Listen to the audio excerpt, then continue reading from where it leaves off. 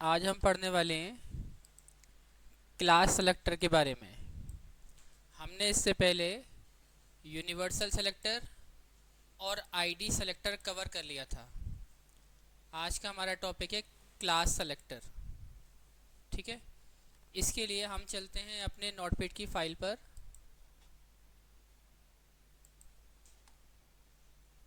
और ये वही एग्जाम्पल है जो हमने इससे पहले आईडी सेलेक्टर के लिए इस्तेमाल किया था।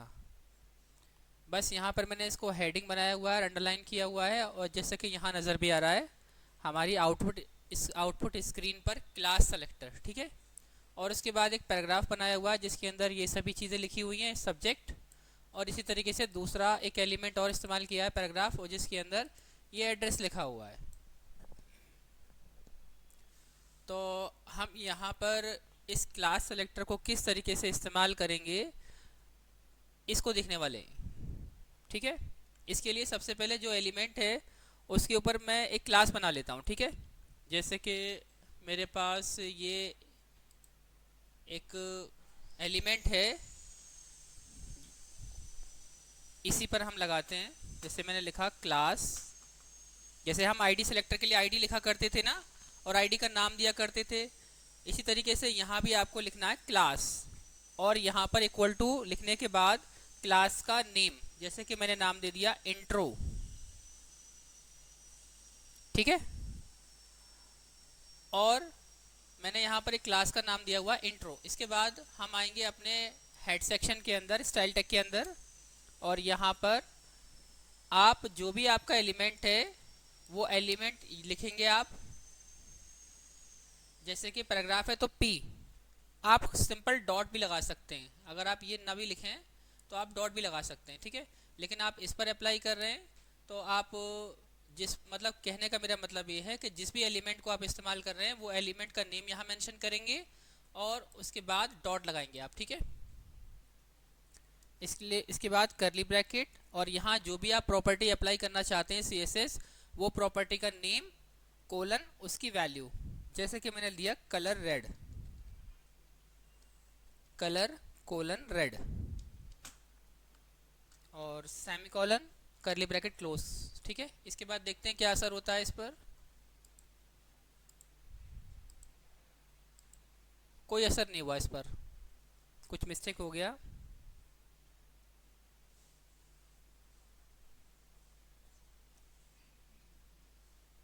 इंट्रो, अच्छा मैंने क्लास का नाम क्या दिया था, इंट्रो, तो यहाँ भी हम इंट्रो ही लिखेंगे। ठीक है, डॉट इंट्रो। ठीक है, और फाइल को अब सेव करा के देखते हैं क्या असर होता है इस पर।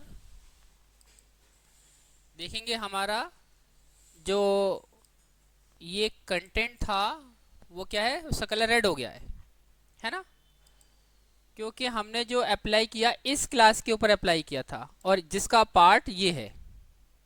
ठीक है, इसीलिए ये इस पर अप्लाई हुआ। इसके बाद मैं इसको भी अगर एक क्लास बना देता हूँ यही सेम नेम से, CLASS क्लास इक्वल टू, यहाँ नेम दे दिया मैं इंट्रो। ठीक है, और फाइल को अब सेव करा के देखते हैं क्या असर होता है इस पर। देखेंगे ये भी हो गया है, क्योंकि हमारा जो एलिमेंट था पैराग्राफ और क्लास का नेम हमने क्या मेंशन किया था, इंट्रो, और यही यहाँ पर भी है एलिमेंट का नेम पैराग्राफ और हमारा क्लास का नेम क्या है, हमारा इंट्रो। ठीक है, और हमने यहाँ भी क्लास का जो नेम है वही यूज किया है। ठीक है, तो इसके आगे आप डॉट लगाएंगे। ठीक है, या आप पी भी लिख सकते हैं।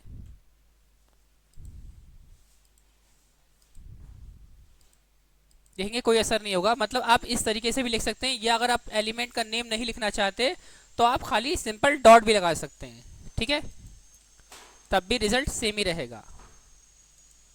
ठीक है, इसके बाद और हम CSS प्रॉपर्टी अप्लाई करके देखते हैं। जैसे कि मैंने लिखा font weight bold, font wait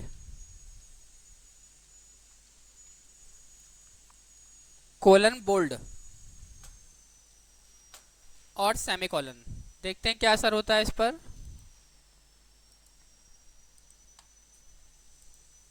देखेंगे थोड़ा सा बोल्ड हो गया ये, ठीक है।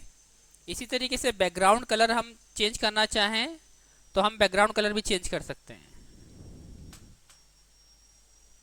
जिसके लिए लिखेंगे बैकग्राउंड हाइफन कलर,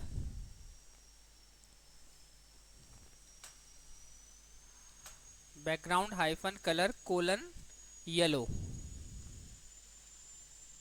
ठीक है, और सेमीकोलन। इसके बाद देखते हैं क्या असर होता है हमारे ब्राउज़र पर, ठीक है। आई होप ये बात आपको समझ में आई होगी कि किस तरीके से हम क्लास सेलेक्टर का इस्तेमाल करते हैं। जो भी हमें क्लास बनानी होती है उसका नेम यहाँ मेंशन करेंगे, और इसके बाद CSS के अंदर उस क्लास का नेम आप इस्तेमाल करेंगे डॉट के साथ में, या आप उस एलिमेंट को भी लिख सकते हैं जिसके ऊपर आप अप्लाई करना चाहते हैं, ठीक है। उससे कोई फ़र्क नहीं पड़ेगा, ठीक है। इसके बाद जो भी आप प्रॉपर्टी अप्लाई करना चाहते हैं उसका नेम और उसकी वैल्यू, इसके बाद सेमीकोलन से सेपरेट कर देंगे।